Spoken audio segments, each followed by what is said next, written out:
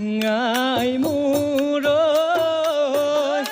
আজি বিহুৰ দিনা মনত পৰে তোলৈ ঘনে ঘনে কৈ আমি যে আছোহি মুক্তিহে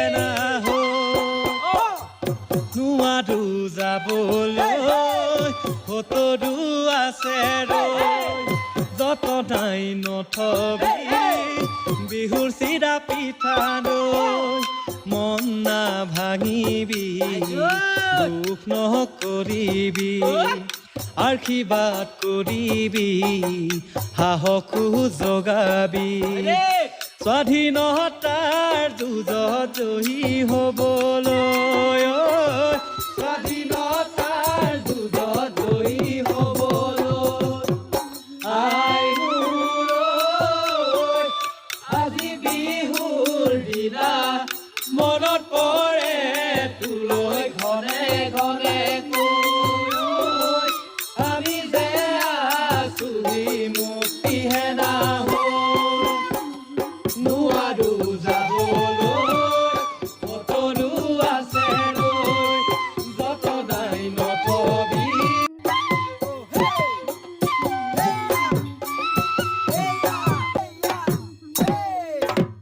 আজি পোহৰ দুমাহী হেঁপাহৰ ভোগালী সৃষ্টি পথাৰত কৃষ্টি দিছে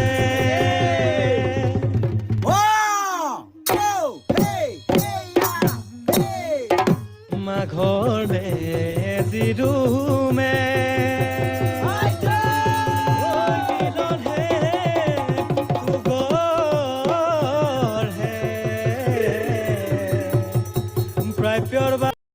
ফ্ৰেণ্ডছ, আপোনালোক সকলোৱে শুনিলে আলফা স্বাধীনৰ সেই ভাইৰেল গীতটো, আৰু সেই গীতটো ইমানেই ভাইৰেল হৈছে আৰু সমূহ অসমবাসীয়ে কিন্তু সেই গীতটি শুনি চকু পানী টুকিবলৈ বাধ্য হৈছে। চাওক কিমান বেয়া লাগিছে। এই বিহুৰ সময়ত, মাঘ বিহুৰ সময়ত উৰুকাৰ দিনা তেওঁলোকে সেই গীতটি গাইছে, আৰু যিসকল ল'ৰাই সেই গীতটি গাই তাতে ধুনীয়াকৈ মানে খৰিৰে তেওঁলোকে মেজি বনাই মেজি জ্বলাইছে, সেইসকল ল'ৰাই এদিন নিজৰ খেতি পথাৰত ধান খেৰৰ নৰাৰে তেওঁলোকে মেজি জ্বলাইছিলে, আৰু সেই মেজিৰ কাষত মাকে বনাই দিয়া পিঠা পনা লৈ গৈ খাইছিলে। আৰু যেতিয়া মাকে এই বিহুৰ সময়ত যেতিয়া মাকে পিঠা বনাই আছিলে, সেই ল'ৰাটোৱে মাকৰ ওচৰত বহি পিঠা খাই কিমান আনন্দ পাইছিলে মাকে। আৰু সেই ল'ৰা যেতিয়া মাকৰ বুকুৰ পৰা উদং হৈ যায়, মাকৰ পৰা আঁতৰি গৈ তেওঁলোকে আলফাত যোগদান কৰে, আৰু তেতিয়া তাত থাকি তেওঁলোকে এটি বিহুগীত গাইছে, আৰু এই গীতটি কিন্তু সকলো অসমবাসীকে কন্দুৱাই তুলিছে। সঁচাকৈয়ে কান্দিব লগাই হৈছে। আৰু চাওক, আমাৰ ল'ৰাটো অকণমান সময়ৰ কাৰণে স্কুলত বা ক'ৰবাত আঁতৰি গ'লে আমাৰ কেনেকুৱা লাগে, আৰু মাকৰ কেনেকুৱা লাগি থাকে।